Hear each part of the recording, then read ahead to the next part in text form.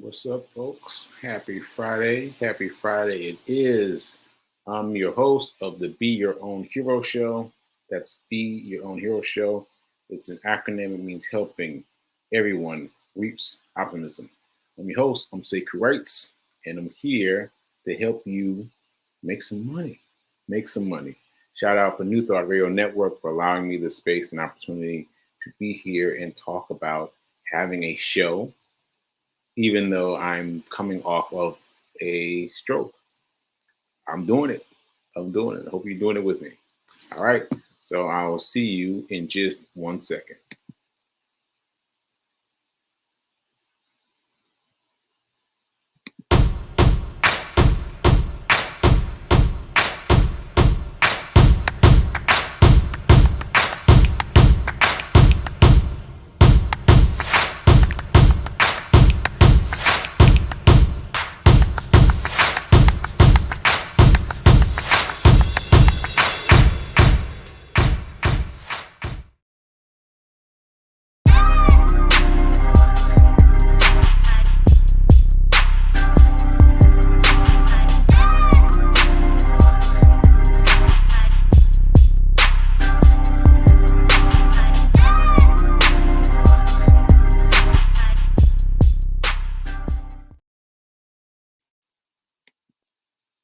What's up? Happy Friday, folks. Happy Friday. So I've already told you happy Friday, and I've also got to tell you that I am not a personal trainer. I'm not a personal trainer.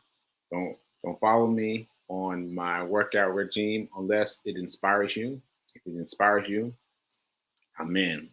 And also, I'm not a financial advisor. Let my let my goings and comings in the universe of financial universe inspire you to come and go to, inspire you to come and go to. So that's what I wanted to say in terms of my introductory stuff. And so now that I've done my introductory stuff, it's time to get into some dice rolling. It's time to get into some dice rolling. Here you go. All right. Let me just make sure there's nothing else I want to say. Oh, so my show comes on Monday through Friday, 9:45 a.m. Eastern Time. That's Eastern Time. All right. Okay. I think that's everything. Let's get into the Dice Man.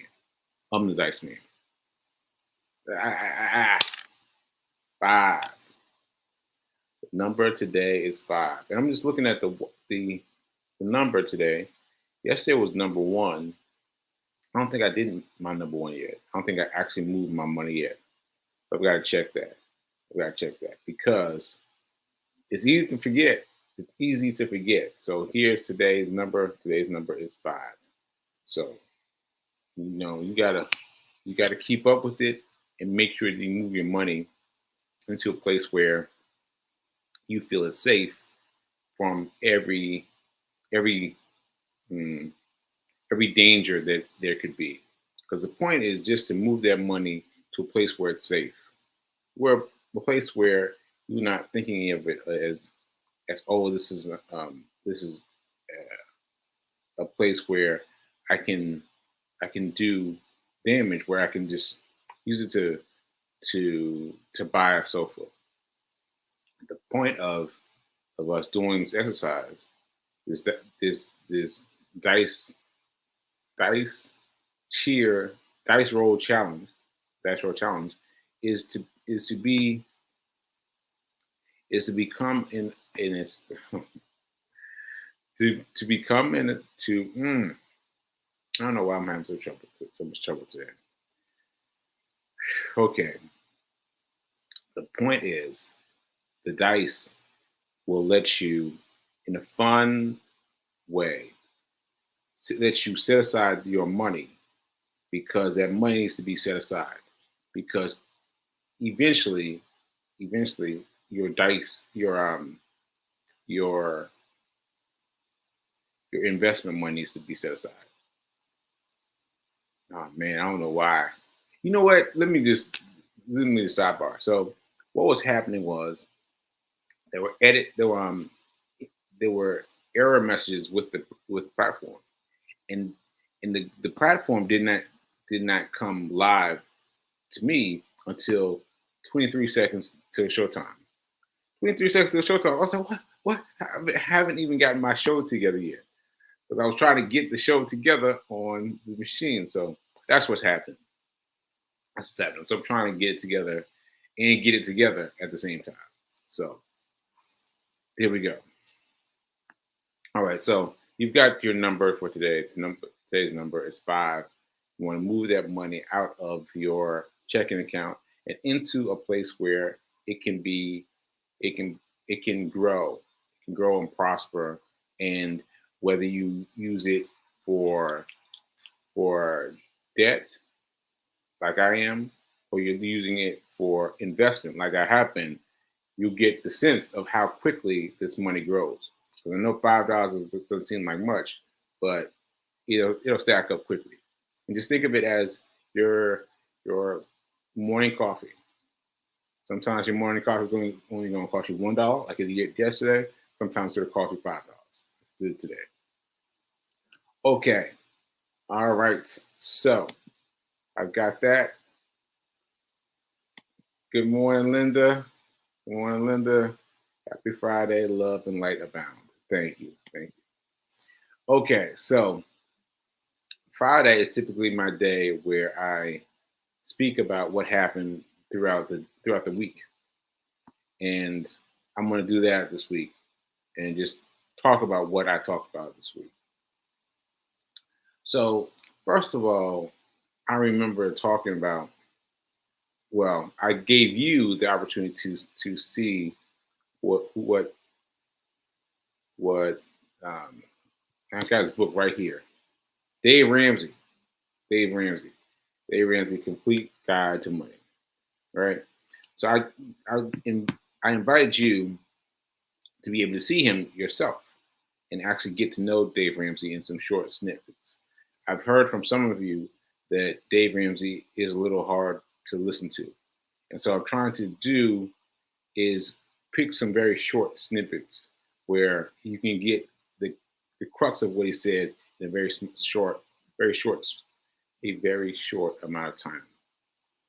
So Dave Ramsey, in those clips I got, was talking about the brothers being an author and how them competing against each other created such dramatic end results that were different. And remember that Ben started earlier. He started assessing his money earlier. He started putting $2,000 away every month. Then he stopped. He was like, I got other things to do. And he forgot about it, right? Meanwhile, his other brother, his younger brother, thought, well, hey, it was working for him. I'm going to start doing it. So at the time when Ben stopped, was the time when Andrew began. And Andrew kept it going. It was going as far as to the end of the situation. And in that time, Ben still made more money. Can you imagine that? Like, it still just boggles my mind. Because the reason it should shock you is compound interest. Compound interest is what you want. It's what you want. You want compound interest so that the interest will wait a while, because it's got to get all the dummies out of there. It's got to get the people who are in the stock market and don't know what they're doing to get out. Gives them 2 years. 2 years to get out. 2 years for them to be like, oh no, this isn't working for me, and just get out. But if you remain in it, you will see that it will start to grow. And what I've been saying is start to grow is really the what I said the tax was collective. I'm sorry. Well, I want to get that Correct. Compound interest.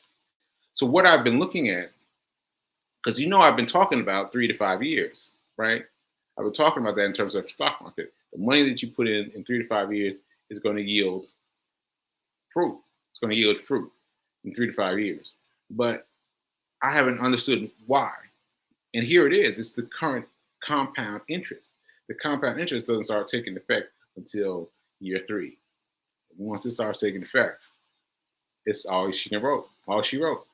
And so just a reminder that you should keep your money in the stock market. Like, don't think about taking it out. Don't think about it that way, because I thought about it that way in the beginning. When do I get to take it out? Don't think about it that way. Think about it in terms of letting it build up, to the point where you can use it in conversations. Well, financial conversations, the right conversations about what kind of money you have. Like, for example, you're walking in to buy a yacht, let's say, right? And the yacht person wants to know, well, do you have any assets? And you're like, man, I got a little bit. I got a little something. Why don't you check out my stock account? Slide it across. Boom. They check it out and they're like, whoa, you can buy whatever you want. Here's whatever you want for free. Like, like not having to give a down payment, not having to do any of the regular things that you typically would have to do, because you've got so much saved up in your stock value that you can do more than what's required of you by regular people. I hope that made sense. But in my mind, it made perfect sense. Like, you want to make sure that you hold the money. You don't want to take it out of the stock market. You want to take advantage of the compound interest and let it grow, and let that stack of money become part of your portfolio. Right? Okay. So I also talked about Dave Ramsey. I also showed his 7 baby steps. I'm laughing because I played it way too late in my show, and so I ended up playing it well past my time limit. So sorry to everyone who was behind me, but I didn't get the timing right. But anyway, it was a good overview of what he wants you to do with the 7 daily challenges, because you've got to really consider what you want to do in terms of money. Like, his first suggestion is that you, wherever you are, wherever you are in terms of the money scale, is to save in an emergency fund. And I don't know if you can hear, that's Fee King doing exercises in the background. Anyway, so he wants you to make sure that you save your $1,000, right? Your $1,000, and then number 2, he wants you to pay off all of your debt, all of it. And he's talking about paying debt at a very extreme rate. So, in other words, if you've got more than $1,000 set aside in your checking account, in your emergency fund, you should take the extra money that you have beyond $1,000 and go and spend that money on your debt. Yikes! That's pretty serious. Because that means that you've got to be calm enough and clear enough of head, of mind. Oh, I've got a good quote here. The stuff I teach is actually pretty simple intellectually. It's just hard to do. Yeah, that's Dave Ramsey.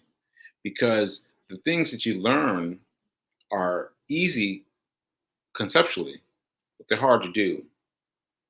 So anyway, you've got to set aside enough to attack your bills, attack your your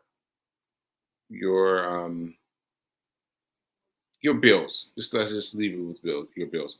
Attack them aggressively, and make them smaller, right? And I also told you that in this book that I'm reading right now, the key to your what's the title? Title is The Complete Guide to Money. He actually skipped that section. He actually skipped part two, which is which is you eliminate all your debts. He went back to number three, which was the emergency fund. So we know now, because he did that, that the insurance fund is a big one. It's a big one. It's a big group of money. You're going to get together like $10,000 right there, just to have, in case of emergency. See, the $1,000 is more about mindset. It's about mindset. Like, do you have the right mindset to do this, right? And that's something we all need to work on, right?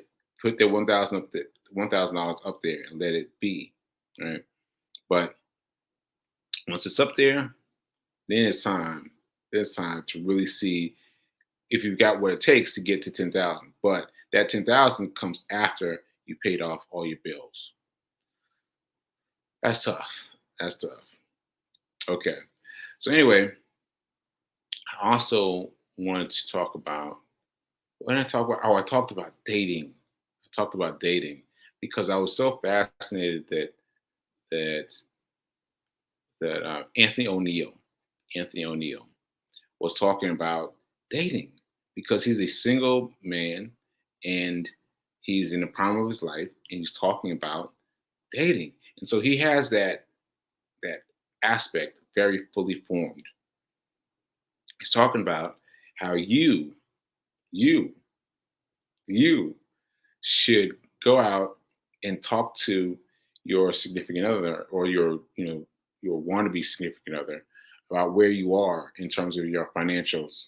Like, these are the things I'm thinking about. These are things I'm doing. These are things I'm doing with my money. These are things I'm doing with my student loans. All these things up front, so that they aren't a surprise to your significant other or the person who you want to be your significant other, right? And I told you guys a depressing story, but not depressing, but a little something. I told you all the story about how I expected it to work in reverse.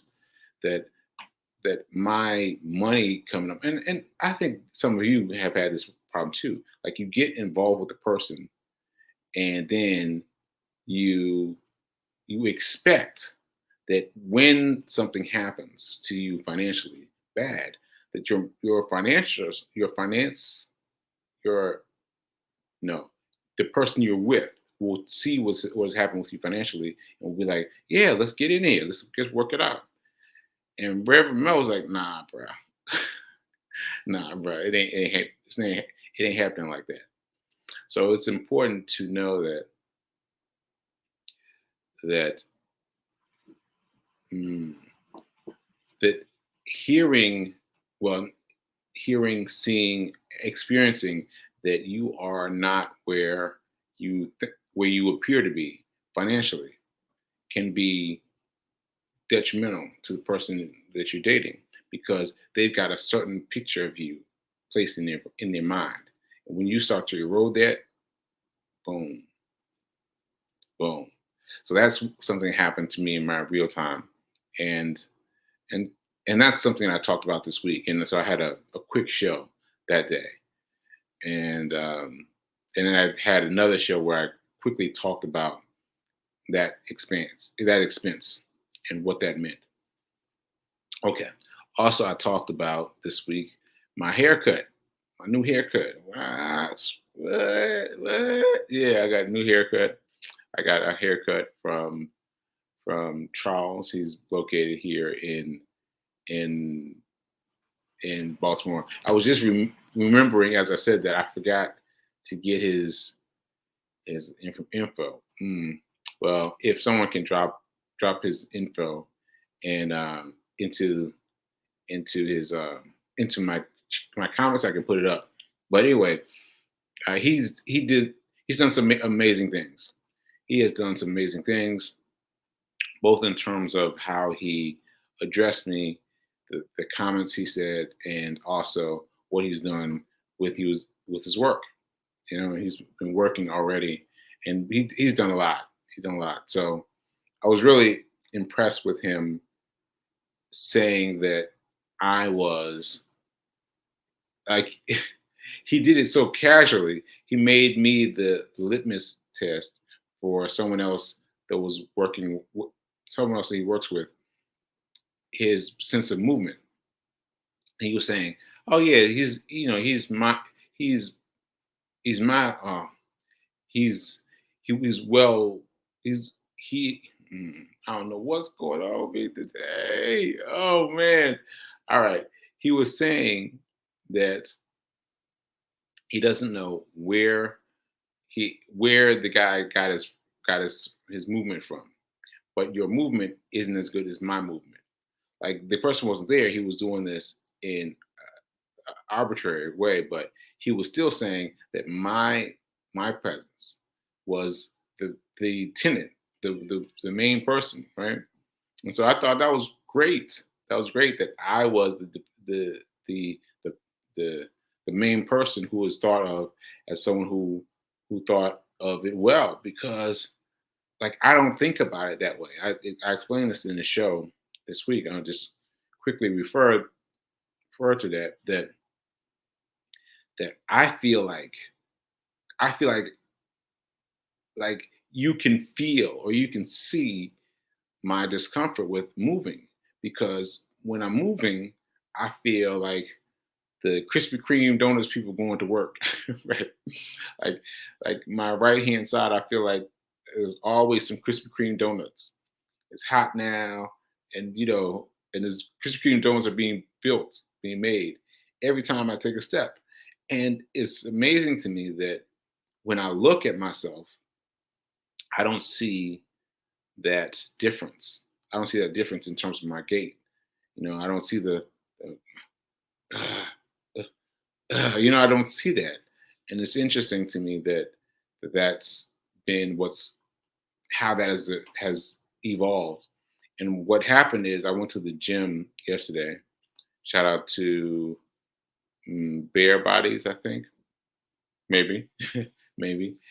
And I tried the treadmill for the first time in ages, ages. Like it's been ages since I've tried the treadmill.